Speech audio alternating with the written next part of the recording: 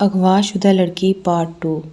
وہ لڑکی بے ہوشی کی حالت میں میری باہوں میں تھی۔ میں گہری نظروں سے اس کا معصوم چہرہ دیکھ رہا تھا۔ وہ اس وقت مجھے ایک گڑیا کی طرح لگ رہی تھی۔ میرا من کر رہا تھا میں اس کے ساتھ ابھی سب کچھ کر دوں، لیکن وہ اس وقت ان سب کی حالت میں نہیں تھی۔ مجھے ٹھیک وقت کا انتظار کرنا تھا اور میں اسے گھر لے کر جانا چاہتا تھا، لیکن اس کا پھٹا ہوا لباس اور اس کی بے ہوشی کی حالت مجھے خطرے میں ڈال دیتی۔ اس لیے میں کسی بوری کی تلاش کرنے لگا تاکہ میں اسے بوری میں ڈال کر آسانی سے گھر لے کر جا سکوں۔ میری قسمت اچھی تھی کہ مجھے بوری اسی گلی میں مل گئی۔ میں نے اس لڑکی کو بوری میں ڈال دیا اور اسے اپنے کندھے پر اٹھا کر تیز قدموں سے اپنے گھر کی طرف بڑھنے لگا۔ میرا گھر تھوڑے سے ہی فاصلے پر تھا۔ 15 منٹ کے بعد میں اپنے گھر پہنچ گیا اور اس لڑکی کو اپنے کمرے میں لایا اور جلدی سے اسے بوری سے باہر نکالا۔ وہ اس وقت بھی بے ہوش تھی۔ میں نے اسے اٹھا کر اپنے بیڈ پر ڈالا اور اس کے چہرے پر اپنا ہاتھ چلانے لگا۔ نہ جانے اس لڑکی میں ایسا کیا تھا جو مجھے اس سے دور جانے نہیں دے رہا تھا۔ میں کیوں اس کی مدد کر رہا ہوں، یہ جانتے ہوئے بھی کہ میں ایک بڑی مصیبت میں مبتلا ہو سکتا ہوں۔ بھائی، آپ اتنا لیٹ گھر کیوں آتے ہیں؟ میرے گھر آنے کی آہٹ سن کر میری چھوٹی بہن کمرے میں آئی اور سامنے بے ہوش پڑی لڑکی کو دیکھ کر چونک پڑی۔ بھائی، یہ لڑکی کون ہے؟ کہیں آپ اسے اغوا تو نہیں کر لائے؟ وہ حیرت میں ڈوبی اونچی آواز میں بولی۔ آرام سے بولو عالیہ، کوئی سن لے گا، میں نے کہا اور جلدی سے کمرے کا دروازہ بند کیا۔ میں نے اسے اغوا نہیں کیا ہے یار، بلکہ اغوا کاروں سے بچا کر لایا ہوں۔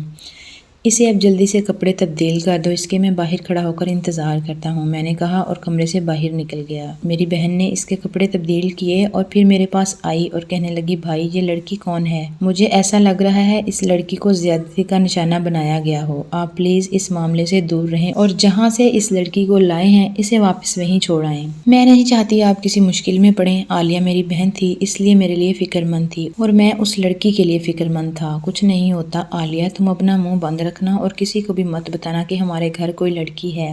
میں اس لڑکی کے پاس ہی رکتا ہوں، تم اب جا کر سو جاؤ۔ میں نے اپنی بہن کو اس کے کمرے میں بھیج دیا اور خود اس لڑکی کے پاس آ کر اس کے ہوش میں آنے کا انتظار کرنے لگا۔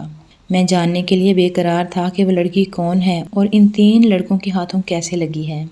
اس لڑکی کے ہاتھ کافی زخمی تھے، مجھ سے اس کا درد برداشت نہیں ہو رہا تھا، اس لیے میں اس کے زخموں پر مرہم لگانے لگا۔ زخموں پر مرہم لگنے کی وجہ سے اسے درد محسوس ہوا۔ اس نے دھیرے دھیرے سے اپنی آنکھیں کھولیں اور اپنی آنکھوں کے سامنے مجھے دیکھ کر وہ فوراً بستر سے اٹھ بیٹھی۔ تمہیں خدا کا واسطہ ہے مجھے یہاں سے جانے دو، رات بھر اگر میں گھر سے باہر رہی تو بھاگی ہوئی لڑکی کہلائی جاؤں گی اور میرے ماں باپ مجھے گھر میں داخل ہونے نہیں دیں گے، وہ مجھے ہی غلط سمجھیں گے۔ وہ میرے سامنے ہاتھ جوڑ کر رحم کی بھیک مانگنے لگی۔ میں نے اس کے ہاتھوں پر اپنا ہاتھ رکھا اور نرمی سے بولا، میں نے تمہیں اغوا نہیں کیا، بلکہ اغوا کاروں سے بچا کر اپنے گھر لے کر آیا ہوں۔ تم میرے گھر میں محفوظ ہو، لیکن تم نے تو اس بابا کے سامنے کہا تھا کہ تم اسلم کے دوست ہو اور انہی کے بھیجنے پر مجھے لینے آئے ہو۔ اس نے حیرانگی سے پوچھا، نہیں میں نے جھوٹ بولا تھا، اگر میں سچ بتا دیتا تو کیا بابا تمہیں میرے ساتھ جانے دیتا؟ میں اسے سوالیہ نظروں سے دیکھ کر بولا، ہاں ایسا ہی ہے، اب تم پلیز مجھے میرے گھر چھوڑاؤ۔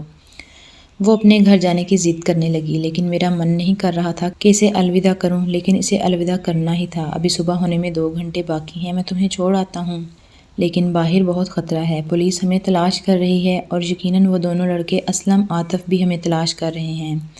ہمیں دونوں سے ہی خطرہ ہے، کسی بھی پولیس والے پر بھروسہ مت کرنا، کیونکہ وہ دونوں لڑکے بھی پولیس میں ہی ہیں۔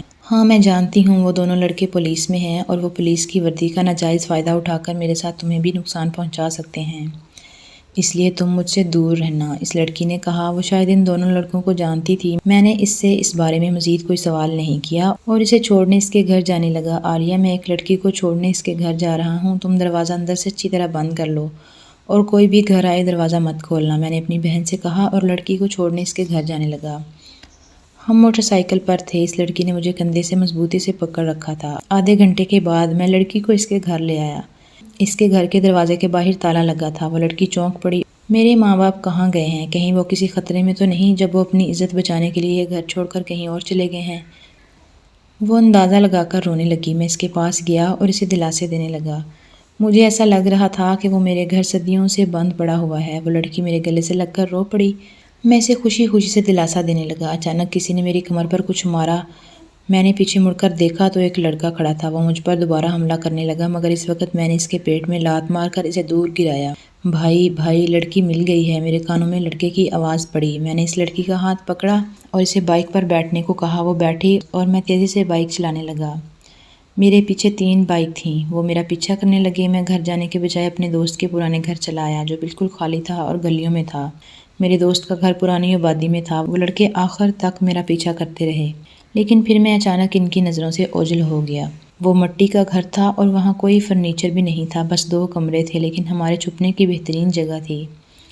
ہم دونوں ایک کمرے میں بیٹھے تھے اور لڑکی میرے گلے سے لگ کر رو رہی تھی۔ اسے اپنی ماں باپ کی یاد ستا رہی تھی۔ تو رو مت، تمہارے گھر والے جلد ہی مل جائیں گے۔ میں اسے تسلی دینے لگا، میں بہت اکیلی ہوں، مجھے سمجھ نہیں آ رہا میں کس کے پاس جاؤں۔ وہ لڑکے بھی میری تلاش میں ہیں، نہ جانے میرا کیا ہوگا۔ وہ پھوٹ پھوٹ کر روتے ہوئے بولی۔ میرا ہاتھ اس کی کمر پر تھا۔ میں اسے دوبارہ دلاسا دینے لگا اور بولا، میں تمہارے ساتھ ہوں۔ گھر مٹی کا تھا، اس لیے ٹھنڈ بھی زیادہ تھی اور ہم نے کچھ پہن بھی نہیں رکھا تھا۔ لڑکی بیمار تھی، اس وجہ سے اسے زیادہ سردی لگنے لگی۔ اچانک بارش بھی ہونے لگی اور تیز طوفانی تھی۔ بارش کی وجہ سے مٹی گیلی ہوئی اور مزید سردی بڑھ گئی۔ کمرے میں کوئی دروازہ بھی نہیں تھا، اس لیے ٹھنڈی ٹھنڈی ہوائیں اندر داخل ہو کر ہمارے جسم کو برف کی طرح جمانے لگیں۔ وہ لڑکی ٹھنڈ سے کانپ رہی تھی۔ ٹھنڈ دور کرنے کے لیے میں نے اسے اپنے قریب کر لیا اور اسے اپنی باہوں کے حصار میں لے لیا۔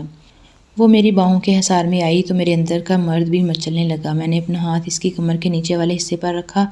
مجھے لگا کہ کہیں وہ میرا ہاتھ پیچھے نہ کر دے، لیکن ایسا نہ ہوا۔ اس نے اپنے دونوں ہاتھ میری کمر پر رکھ دیے اور مجھے مضبوطی سے پکڑ لیا۔ اسے شاید سردی زیادہ لگ رہی تھی، اس کی سانسیں میرے وجود میں سمانے لگیں۔ مجھ سے برداشت نہ ہوا اور میں نے اپنا چہرہ اس کی گردن پر رکھ دیا اور اپنے دانتوں سے اس کی گردن کاٹنے لگا۔ وہ میرے اس وار پر چلا اٹھی اور اپنے آپ کو مزید میرے ساتھ لگا لیا۔ وہ یہی چاہتی تھی کہ میں اس کی ساری سردی ختم کر دوں۔ میں نے اپنی دونوں ٹانگیں کھول لیں اور اس لڑکی کو اپنی ٹانگوں کے درمیان رکھ کر اپنی ٹانگیں دوبارہ سے جوڑ لیں۔ وہ اب پوری طرح میری قید میں تھی۔ میں نے اپنا ہتھوڑا باہر نہیں نکالا تھا، لیکن وہ کھڑا ہو گیا تھا۔ میں نے یوں ہی اسے اس لڑکی کی بلی کے ساتھ لگا لیا۔ وہ لڑکی میرے سینے کے ساتھ لگ چکی تھی۔ مجھے ایسا لگ رہا تھا کہ جیسے میری کائنات تھم سی گئی ہو۔